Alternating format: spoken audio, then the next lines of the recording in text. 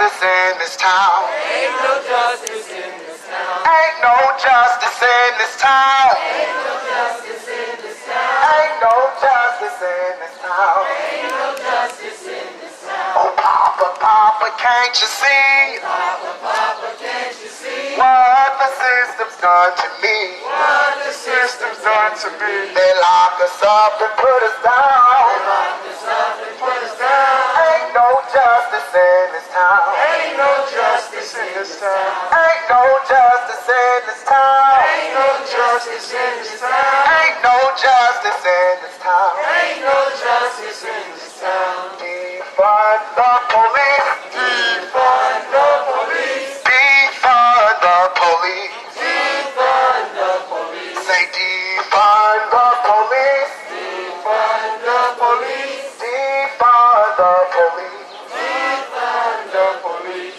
Alright, clap it up for yourselves.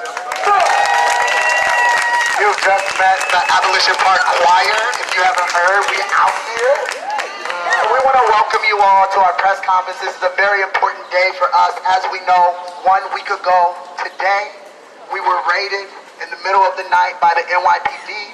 Folks who are unstably housed were kicked out of one of the only safe havens that they've had an opportunity to be a part of during coronavirus. We know that the CDC actually told city governments not to break up occupations, but they don't care about our health. They've proven that time and time again. But that's okay, because we out here.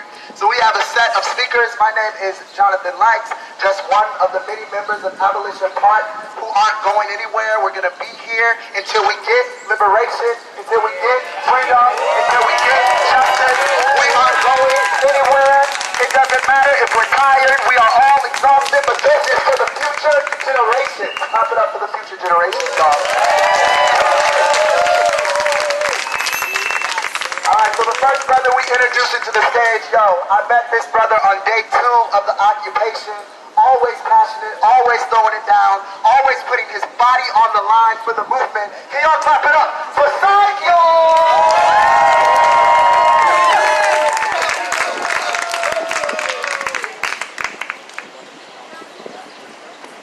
Who keeps us safe? We keep us safe. Who keeps us safe? We keep us safe. Top of the morning and grand risings, everybody. My name is Sight. I appreciate y'all all for being out here and actually listening to our stories. We are the members of Abolition Park. And a lot of people don't know a lot of things about it. Mic check. Mic check, mic check. Abolition Park was more than just a BLM movement. It was more than just about defunding the NYPD. That was Black life history. We built a community from the ground up with nothing but bad examples of community to look at. We challenged the system that those in power put in place to make things like this seem impossible. We created, we taught, we housed, we protected, we fought, we argued, and we grew. We learned and unlearned so many things in such a short time that coming outside of that space, being pushed out of that space the way we were, felt like stepping out of the hyperbolic time chamber, literally. And it did not break us. We built a community from the ground up. And let me tell you, coming from Brooklyn, in my 25 years of life, that is something I've never seen. And I am tired. I am tired of this system. All my life, our communities have been plagued by the results of systemic oppression and cop culture as a whole. Abolition Park even challenged that. From what I know, that was the first place that trans, queer, non-binary, and cis people all came together in solidarity for Black liberation and built a system based on mutual aid to abolish white supremacy and give all power to all people. By learning from Black women, Black voices, and that's exactly what the fuck we did. Before I came to Abolition Park, I didn't know what the chosen family was. And now I damn sure have mine. I see us out here on the regular. We know who we are. We did things that we never thought was impossible. We never thought were possible. And we embraced each other on a level that we never experienced before. We accepted each other. We loved each other. We helped each other. Abolition Park was the one place in my life where it didn't matter what you wore or what you looked like, as long as you believed in helping the people, as long as you believed that you were for the people, from the people, and you were the people, and we against, you know who? We here. You would always have a voice. You would always have a home. If you were hurt, your pain was shared. If you had a message, your voice would be heard. Radical love is something that we didn't really speak about a lot, but that's something that we all felt coming here. And that's something that even getting evicted, it only strengthened our resolve over time. Our resolve to challenge the system that separated us as a whole has not wavered in the slightest. Not only were we learning about abolition, but we were also learning about abolishing the cops in our minds, which is for too long put chains on us and kept us from coming together in unity to fight those of us who we should actually be combating. The system that actually put us under siege and kept us separated in the first place. We started to imagine a world of abundance through mutual aid, which is the foundation of any true community, in my professional opinion. Abolition was the first place in my life where we saw the people as a collective, from the people, with their own directive, challenge the police every fucking day and win. We won every day. That's what we're here for. That's what Abolition Park is. And that's who we are as Abolition Park.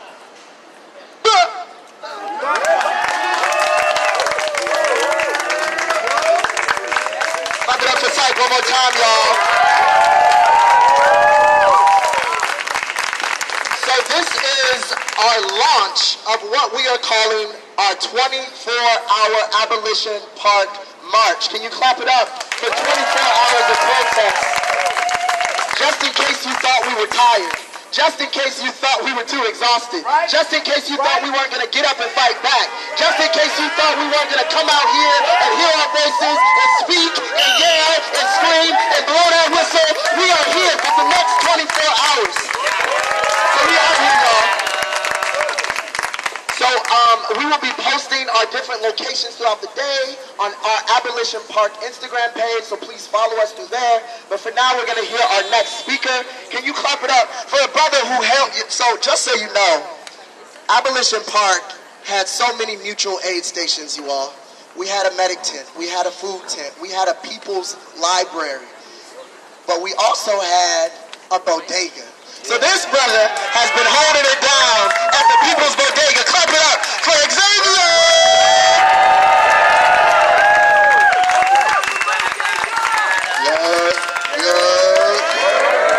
Black Lives Matter. My name's Xavier Panagos. Yes, I helped run the bodega, but I helped with any helping hand or energy that I could towards the space. I'd like to start this by saying this is mostly directed to the police and critics of our space. Yes. Our home has been taken. Our home has been destroyed. By force, without negotiation or remorse, our home was taken. What you called a homeless shelter over a protest gathering only highlights your unwillingness or incompetence to truly understand or even intend to understand what we were here for. Did we have a homeless problem, or did the city of New York have a homeless problem? Yes. Why did so many of our houseless community members prefer our camp to the failing shelter system? During the onset of this pandemic, why were the trains filled with members of the houseless community?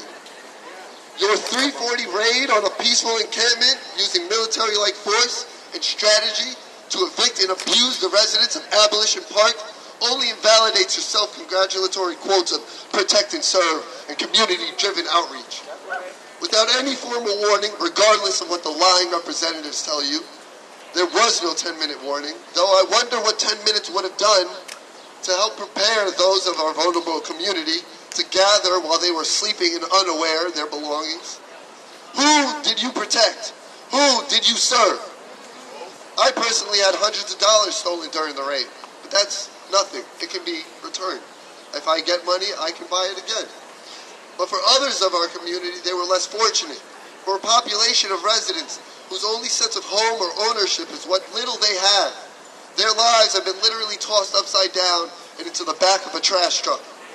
When trying to determine if buying food or saving for necessities is the daily operating procedure in life, how are those members of our community going to handle the unnecessary additional expense of regaining their footing? Members of our community lost their identification, birth certificates, social security cards, pictures of lost passports, pictures of long-lost loved ones, heirlooms, and other sentimental memorabilia. Much of it will be extremely hard to financially and logistically reproduce. And some won't be able to be reproduced at all. What thought or care went into that decision? What form of protection would you call this?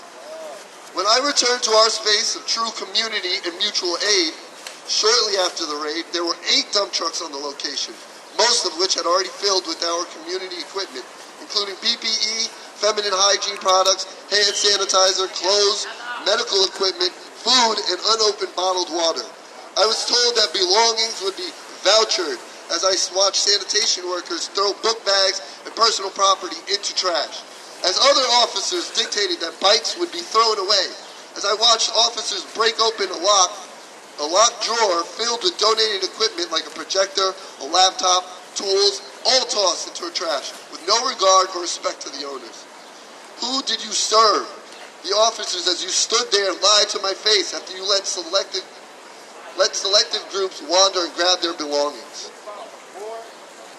Who did you serve when you lied about vouchering items with names? Names of who?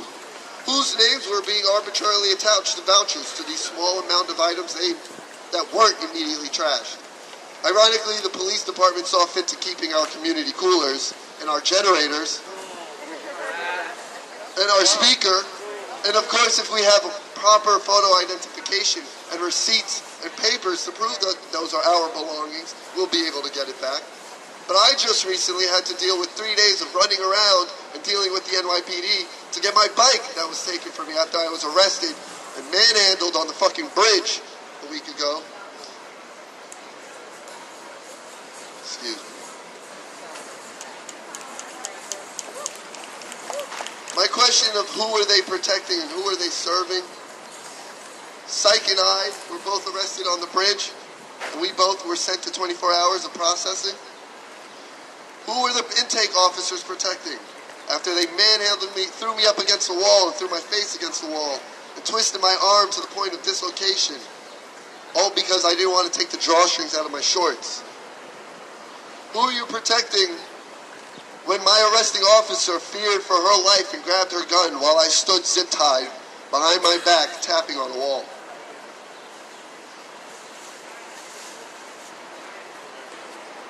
Sorry, excuse me.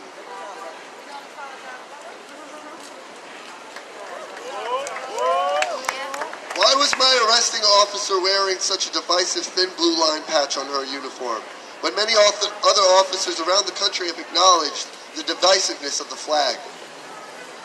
Why are precincts displaying stickers of "Don't like the cops? Don't call them. See how that works"? What message are they sending to the community? Why should the first thing that a rape victim or a victim of abuse has to see when they walk into the precinct that passive-aggressive instigation by the very people sworn to protect and serve?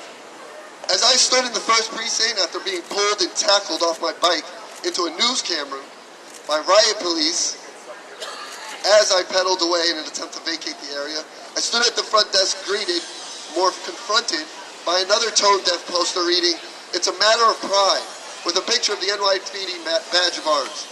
I couldn't help but think of, it's a matter of pride is why we're here. It's a matter of your pride is why you, the NYPD, have proven incapable and unwilling to change or reform in any meaningful way. It's a matter of pride why you're still out here killing unarmed and innocent civilians.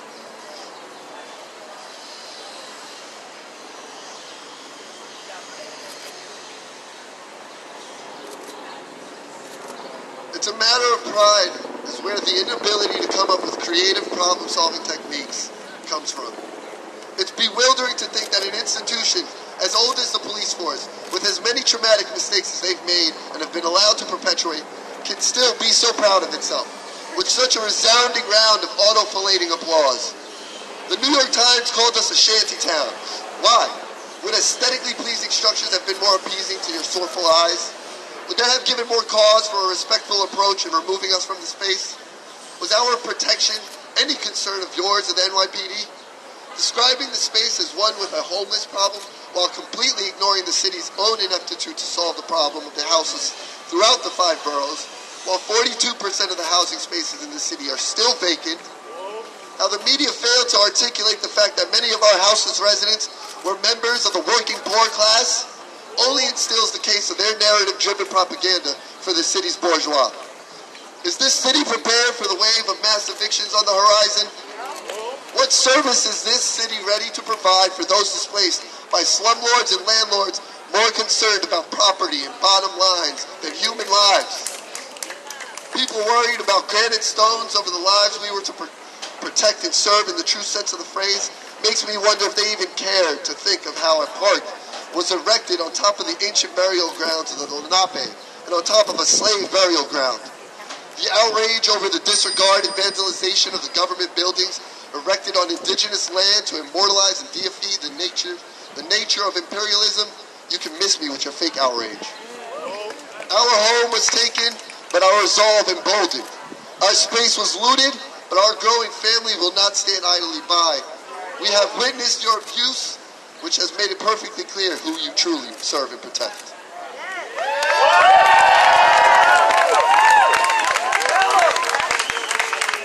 Clap it up for Xavier one more time, y'all. All right, so repeat this with me one time. Say power! Power! Power!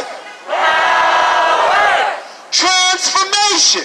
Transformation! Transformation! Transformation! And miracles! And miracles! And miracles! And miracles! I want it! I want it! I want it! I want it! I need it! I need it! I got to have it! I got to have it! Right now! Right now! Right now! Right now! Right now! Right now! Right now! Right now! Right now! Right now! Right now! Right now! Right now! Right now! Right now! Right now! Right now! Clap it up for yourselves. All right. So coming up next, this sister right here, do this with me. Who keeps us safe? We keep us safe! Who keeps us safe? We keep us safe! So when we say safety, it is not just about our physical bodies. When we say safety, we also mean our minds. We also mean our spirits. And this sister held down our mental health check-ins for almost the entire time we were in Abolition Park. Can y'all clap it up for Kendra, y'all?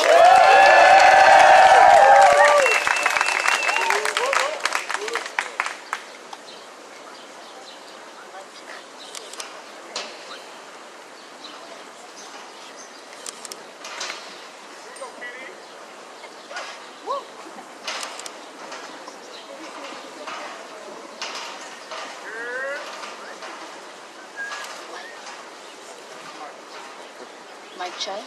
Yeah. Can y'all hear me? Can y'all hear me? All right. So basically, as my brother said, yes, I did help run a mental health check-in because I felt like we were so checked in with what we were doing that we didn't stop to ask ourselves what was going on. And so that just leads into what, Abolition Park, formerly known as Occupy City Hall, future would be. But before anything, I think it would just be not a like or a please because we always ask nicely for things. We are demanding certain things at this point. I feel like we no longer need to ask for basic human decency, permission to what we stand on, which is basic human decency. So we oppose or we want and demand that they return or provide compensation for all stolen resources that they supposedly threw away, kept, or whatever the case may be. We want and demand all charges to be dropped and all protesters to be free It makes no sense that they take you for standing on a principle that you believe, for standing against a set of people who are here to protect you and to serve you, but they kill you off because of the color of your skin. And because you want to change, and instead of holding people accountable for that, they want to make you the issue. And that's a problem in itself. The next issue that we had and what we realized is that we provided no safe housing for the displaced people. So now, at this point, we want immediate safe housing for all the displaced, houseless people that were a part of the raid, not only because of sitting bodies, but because we have the resources to sit and do what New York City couldn't do, which was help with homelessness, mental health issues, and protecting black and brown people from getting killed off by those who are here to protect and to serve us. And so when we speak on abolition, it is black liberation because we want more. The future of Abolition Park at this point is to do better because we are better. It's to not only defund the police and put that money into the communities, but specifically black and brown, because we are the most targeted and the most hated at this point. So if we can do anything to protect us, why not give back? Why not build a safe place where you know that their lives are not at risk? I'm sorry, it's a little emotional. It's also to abolish the police. And so when we abolish them, we need to put and set our own plan. Because what we're doing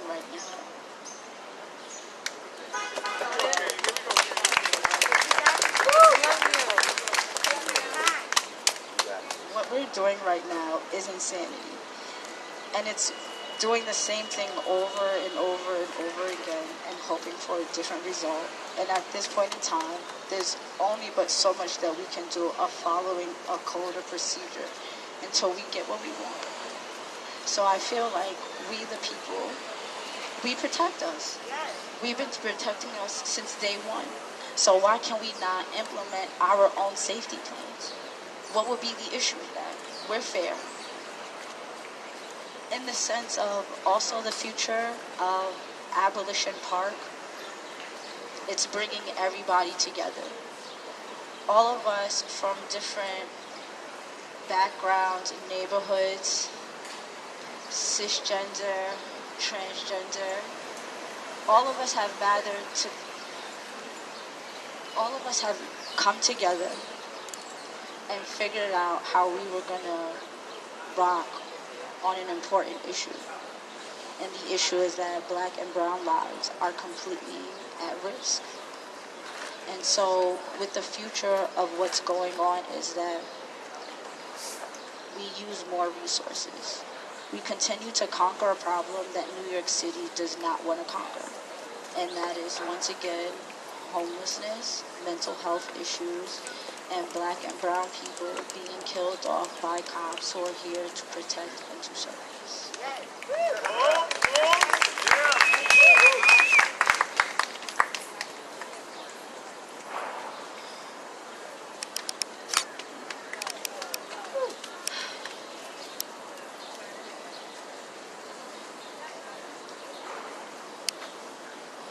Our future is also to bring more awareness and to kind of control the media. Right now, what's going on is kind of working in our favor because we called it. We allowed things to be viewed in the manner that was fair and necessary, unlike what we see on TV. A lot of us who have gotten up here have been arrested, beaten, abused, arm broken, right? Just by being peaceful protesters, being pushed out. But they don't ever show that. They show what it is that they want to show, and so that now gives the justification as to why they treat us in the manners that they do, and that is also an issue. So if we can figure out how to get a handle on that, so that we can get all sides of the story, it will be bringing awareness. Most people are blind to situations because they watch what the media puts out, because it's a very powerful resource. That's why we have the editing. That's why people put together what they want to put out. But if we do the right thing and report it correctly, then we're holding everybody accountable. Because that's something that we don't do. We don't hold anybody accountable, or we hold the wrong people accountable, and that is the problem. There should be no reason why protesters are in jail right now, and the cops who killed Breonna Taylor are on vacation with their friends. That shows you that we have an issue with our justice system. And so, being at Abolition Park, nobody understood that, because they were going based off of what the media was posting. We're a shanty town, it's violent, but it wasn't. It was a home. It was a home to everybody. It was a home to those who are houseless, or it was a home to those who are not in good with their families because of what's going on right now. So if we can provide a further family while also accomplishing the problem at hand, which is abolishing and defunding the whole justice system, the whole thing. Like, just get rid of the whole thing at this point. It's just trash, right? And so what we do is that we are now solving a problem, because division is also it. So if we're bringing everybody together and we're figuring out how we're going to start this, how to fight this battle, which is literally the justice system. It's people who support, Trump and Pence, who do everything else. If we can literally bring awareness, we are now solving an issue. And that's what we need more of. We need more people who are going to do the right thing. We need to start holding the news people accountable, like Channel 7, for example. Yeah, I'm going to call you guys out right now. Let's talk about it. Before we got raided at 3:40 in the morning, right? First off, it does not take a total of 100 or so cops coming in, 700 coming in, right? And that's probably not including the ones that we have on the north side and who surrounded us on the other side. But the fact that we had all these people come in with no notice, right? It's crazy, because they don't report that. You hear walkie-talkies, you hear muffling, right? You're thinking like, okay, it could go left. By the time you're trying to potentially warn somebody that something might go wrong, they're in your face, yelling at you. There's better ways to go about things. But they showed what it is that they wanted to show. They wanted to show the nice gesture of the 10 people that they let get their stuff, but they didn't want to show the disgusting and inhumane manners that they treated us from 3:40 in the morning to 7 in the morning. When coming across Channel 7 News, they were filming the cops with 4 dump trucks, so many officers throwing everything away, throwing people's stuff away. Forget us who can replace it, but those who are houseless, who don't have the materials to place it, had to watch their stuff get thrown away. And it's heartbreaking, because you guys are now a family. You have built these bonds for future references, for moments like this when we can all stand together and speak on the real issues. So that makes us go further in this movement, and it shows that nothing is negative. But what Channel 7 did was they showed that point, and then when I tried to speak on the actual news of what was going on, the gentleman who films clipped the camera. And then he proceeded to film when the officers were arresting me and a fellow friend who was protecting me while we were walking away. And there was 20 officers following behind me and tackling little old me to the floor. And they labeled it as a resisting arrest, not wanting to leave, using a megaphone without a permit, which, by the way, is hypocrisy, because they use their shit all the time and have no permits. So I'm just saying. But the news reported it in such manners, in terrible manners, that now, when they don't report it correctly, it causes friction between families. So not only are we not having a problem where, so it's like not only where we're having a problem where, black and brown families are having to separate because of a death, it's also because of media. So for future reference, we want to do better. because that was the main issue. Nobody really knew what was going on or what was being aware, so they just formed their own opinions. And that's it. We're gonna do better. We're better than them. They did not win. They pushed us out, but they literally did not win the war. We're back and we're stronger. Thank you.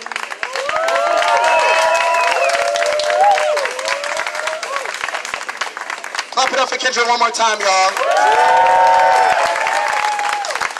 So let me get this energy back up. Say, I believe. I believe that. I believe that we.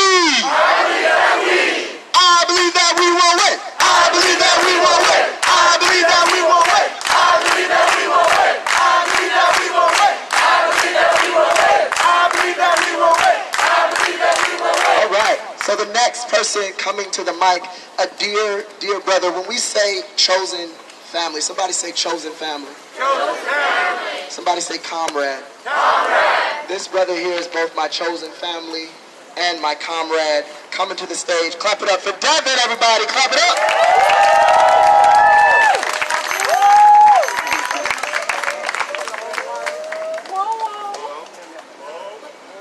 Well, I just want to give thanks to God for all of us being here today. Thanks to everyone here showing up. Thanks to Abolition Park and all the people represented in groups, represented in individuals, represented in every perspective and diversity. We love y'all. Thank y'all. And again, y'all are very dear in the sight of God and the sight of us, okay? Thank you.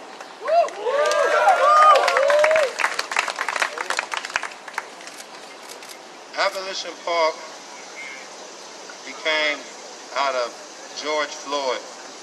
George Floyd, and not only George Floyd, Emmett Till, Eric Gardner, Sandra Bland, all these fallen people for years and years of destruction. That's how Abolition Park came, because of the tears that cried out and the pain. And therefore we had empathy in our hearts. And we came and we formed Abolition Park. Again, we protested. We came as protesters. What Abolition Park is, we're American. We're all Americans. And that's why anybody that comes to Abolition Park, you're welcome, because you're here in American soil, whether we agree with, the politics, the system of America, because we are here. Fuck what they feel. This is ours. He's my friend. But nevertheless, Abolition Park is American, first off. That's our culture. Our culture is an American culture. And therefore, in America, we have every race, creed, religion, belief, respect here. So, and everybody is welcome. However, at Abolition Park, we are protesters. So, it's a war ground. It's us fighting with our spirit, speaking our voice to those who are oppressing, saying we are not going to be quiet. For many years and many times people are quiet, And so again, our culture is, police is a no. Also, collectively, they've decided that we don't deal with Donald Trump. So again, I don't have time to watch everything, but again, at Abolition Park, when you realize the group is pertinent about this, using an individual, just need to ride with what the group is saying. So again, no Donald Trump supporters were welcome, because again, it will agitate our folks and their passion and really disrespect their belief. So again, all Americans were welcome, but nevertheless, it wasn't feasible for those spirits to be there, because it creates more hostility. Again, at Abolition Park, we believe in protecting. We believe we're all adults, so we strongly enforce no consensual behavior, unconsensual behavior. Again, people, we all make mistakes. If you make a mistake, you know you get it right, but nevertheless, you know when you definitely know when you're going too far. So as you get to know people, you know, one thing I learned is you count. I learned in New York, count it to a person's head sometimes and not their heart. Because sometimes in their head things is messed up, but in their heart they really mean well. And if it don't apply, let it fly. So sometimes people talk and they're really not talking to you. So if they're not talking to you, you know, at Abolition Park, these are philosophies that'll help you, you know, survive. So again, our culture is, of course, because again, at Abolition Park, we abolish capitalism by giving away everything for free. So we really have a secret society within New York that's public, but no, they don't want to let that be known because again, America is capitalism. So again, the reason why they don't tell our story is because again, we abolish capitalism. Right there. We also abolish social classes in Abolition Park. Again, there are people there that are well off and there are people that have no idea about being well. And again, we all existed and we loved in harmony and we dealt with the fire. Again, everybody here is on fire because again, you said that I'm willing to deal with America's toughest issues that most billion people run away from, but we are the chosen for these problems. And every last person here is the strongest leader America and the world has seen. So again, know that you are powerful. You are $1 billion testimony because again, it's about 6 billion, 7 billion, 8 billion people on the planet. Again, we're a small core that only grace that space, and again, a lot of people will never see it. So you're special. You are on fire. You are the Kylie Jenners, you know, the Google, you know, the Amazon boom, you know, everything when it booms off, that's who we are. And know that. So know that you are on fire. Know that you are powerful. So again, our culture is, of course, because everything is free, as much as you like it's free, according to what we have in stock, to, you know, be fair. So that's basically it. We also, we're doing things, and we need, we make it happen by the love, by people seeing that we're doing the right thing by God and by the people, and therefore people donate to us. They give us what we need because guess what? They know this is the right thing, and therefore know that there are big contributors to Abolition Park. Everybody here made a contribution. I want to give a special thanks for everybody because again, we have financial people and then we have people that actually, I call them blood, sweat, and tear people because they gave their blood and sweat and tears at Abolition Park. And no matter how somebody thinks that they wasn't, again, their blood, sweat, and tears went in there. Nobody from Abolition Park can be kicked out by an individual, okay? But again, you know, we did suspensions and stuff like that because again, but only suspensions, only because we don't want to kick nobody out, but at the same time, we don't want you terrorizing our lovely folks, okay? So, yeah, again, homelessness, everybody want to say this is not a homeless, we are, Abolition Park were protesters, you know, that were willing to live homeless to protest. You hear me? Like, homelessness, like, we got more food and resources than people have in their home. We have solar panels, which y'all paying attention. We have Wi-Fi. One day they said, listen, fix the phones. Bring your broken phone here. I'm like, bring your broken phone here, and somebody's gonna fix it for free. We had that. So again, we homeless. We are.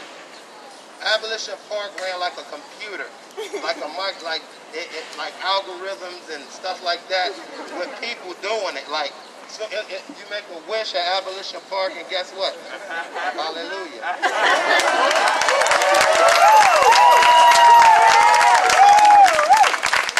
Anybody got Vimo? Y'all got Vimo? Vimo? Y'all got Vimo? Vimo? Okay. Cash App.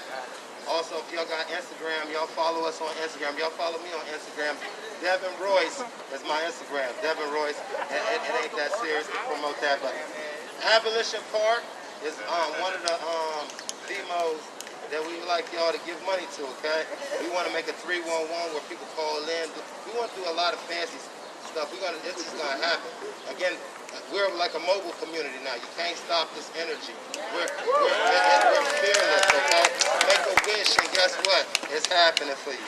You know, it's happening for each one of us, and we want to take care of you. So, you know, when you see us, you know, if you hear AP, you hear Occupy City Hall, you hear, listen, you are billionaires. Your interview is a billionaire. You feel me? Like I heard like the rules is so like if you're doing an interview on the ground, you know, it's all free, but if you go to somebody's studio, they gotta pay you, okay? So you know, say something juicy for the studio so maybe you get some money out of it. Right? But again, the reason why y'all don't know about it, because again, they not telling everybody, because again, it's like a secret. They can't let it out. But when the world do let it out, because again, it's gonna get out. When they do let it out, boom. Who are those people? Billionaires. Every last one of y'all. Yeah, everybody here, the cameramen, the policemen, billionaires, for what you've seen, what your eyes has witnessed. Also, and I think in the boys in the hood, either they don't know. If y'all can help me, because I'm gonna mess it up. Either they don't know, don't show, don't care about what's going on in, I guess, Abolition Park. You know the movie Minister Society. You know, God bless y'all. They call me Ghost. You know, I'm a prophet. I believe in Jesus Christ, but nevertheless, you know, you wouldn't even believe that because you're like, he is wicked, something like that. But God bless y'all. Yes, it's still grimy. Abolition Park.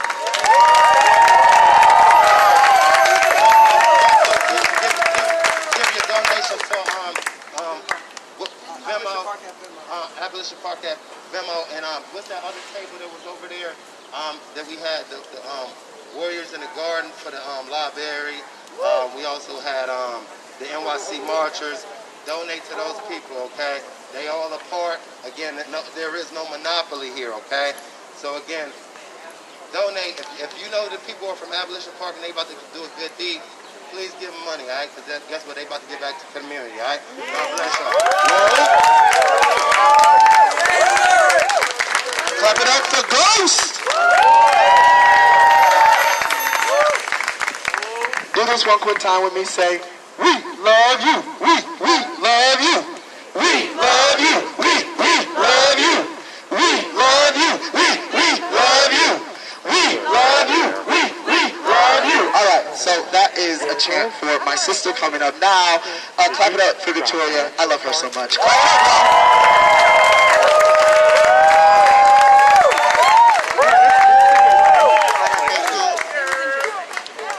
it up, So we are getting ready to march. We are going to be marching all day long. I want to ask you, if you're not already following Abolition Park on Instagram, to do that, because it's going to be where we share updates, and you can follow us if you need to dip home and join back up with us. We're going to be out here all day, all night, okay? And we're about to get started. Where's Kay? This is Kay. She's beautiful. She's going to be leading the way with the bike team, so I just want y'all to pay attention to her. What she says, we do, okay?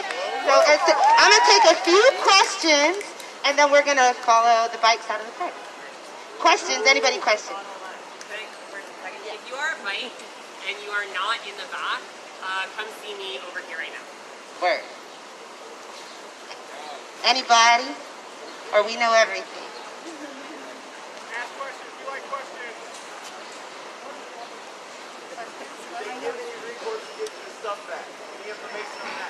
We saw all of our stuff go into dumpsters, so any recourse that they gave us was a lie. I can define abolition. So abolition is queer black feminist practice. Abolition is a long history of black women who use their unique position as being like incapacitated by our current system in many different ways to recognize that abolition is the only way to freedom, right? Because they are so positioned by our carceral state, by our capitalist state, that they have no other option but to dismantle the system. That's why abolition is black feminist practice. Right. Any other questions, y'all? Yeah, thank you. So today we have a lot of dope shit planned. I don't know if you're allowed to say that. We have a lot of great activities for your friends and family, starting with the teach-in on abolition. So if you're just hearing the word abolition for the first time, or maybe you've been seeing it on the news or on Instagram, or maybe Trump told you we were terrorists, whatever it is, if you don't really know what it's about, like, come to this first teach-in. We're going to march there together from here. We're going to Tompkins Square Park, where we're going to have the amazing folks from Abolition Library Commons, which were our library that set up in the park and now have moved into many spaces and have a mobile unit, and they're just out here educating the people everywhere. So they're going to be giving an awesome teaching on abolition at Tompkins Square Park. You can walk there with us. Then we have an amazing lunch provided by St. Supper Collective. They have been feeding the people every day, right? Free food for all the protesters, all the folks in the public parks that wouldn't be eating otherwise. So St. Supper Collective is going to be feeding us lunch in Washington Square Park. We have a defensive skateboarding demo happening in Chelsea. Follow us on the gram to figure out where that's at. We have a meditation happening in Madison Square Park. We have a dinner planned in Bryant Park later tonight, also by St. Supper Collective. Then we're doing a film screening. We're going to be watching the Black Panthers Vanguard movie. It's a phenomenal film. If you haven't seen it yet, you've got to be there with us. Shout out to the Projection Protest people for throwing that together last minute. We love you. And then we're marching to Riverside Park, where we'll be having a ball to action, which is also queer black practice, radical shit happening. Come through, be with us all day. If you want to know what's after that, you got to be there. Y'all ready to march? A little bit. What time is it? It's time for the revolution! 1, 2, 3, 4, 5, 6, 7, 8, 9, 10, 11, 12.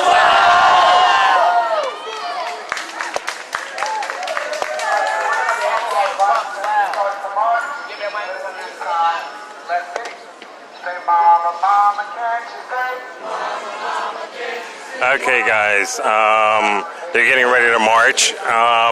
Only reason you guys haven't heard me commenting is because I went back, I downloaded software I needed in order to not only stream to Facebook, but also to YouTube, and I think it's going out on Twitter. I'm not sure. I have to check that, but the software I'm using, I can't see any of the comments unless I'm looking on another phone. So I'd appreciate it. I was able to see that people had shared stuff out. I appreciate that. Unless I get on another phone, I won't be able to see any of the comments coming through. Secondly, I definitely know that you guys are sharing it out. I could see that in the notifications, period. So you have limited mobility. We want to actually follow you to make sure you are leading us, and also to make sure we're supporting.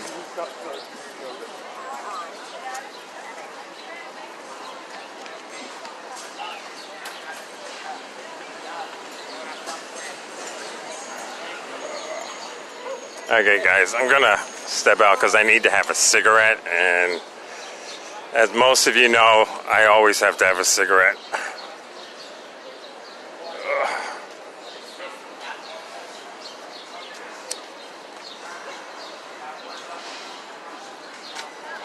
So as soon as I go by, like one of the Linksys or whatever, I can use the other phone I have to check Wi-Fi.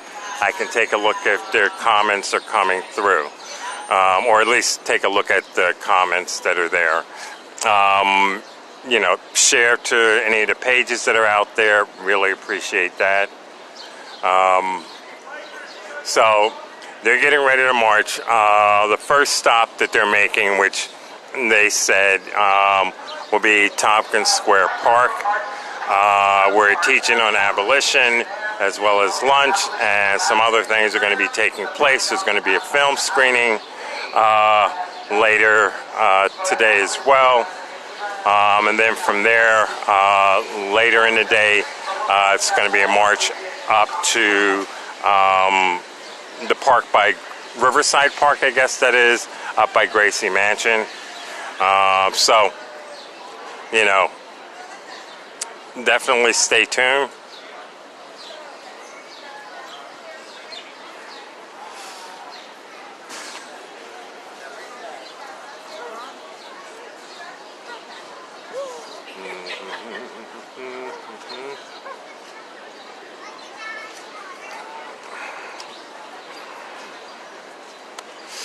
Okay, guys, what I'm going to do is I'm going to go ahead and take the stream down. One, to conserve power, also so I can check your messages. When they start marching, I will bring the stream back up. It'll have the same title, etc. on it. So I'm just going off for a little bit so I can check in with what you guys are doing.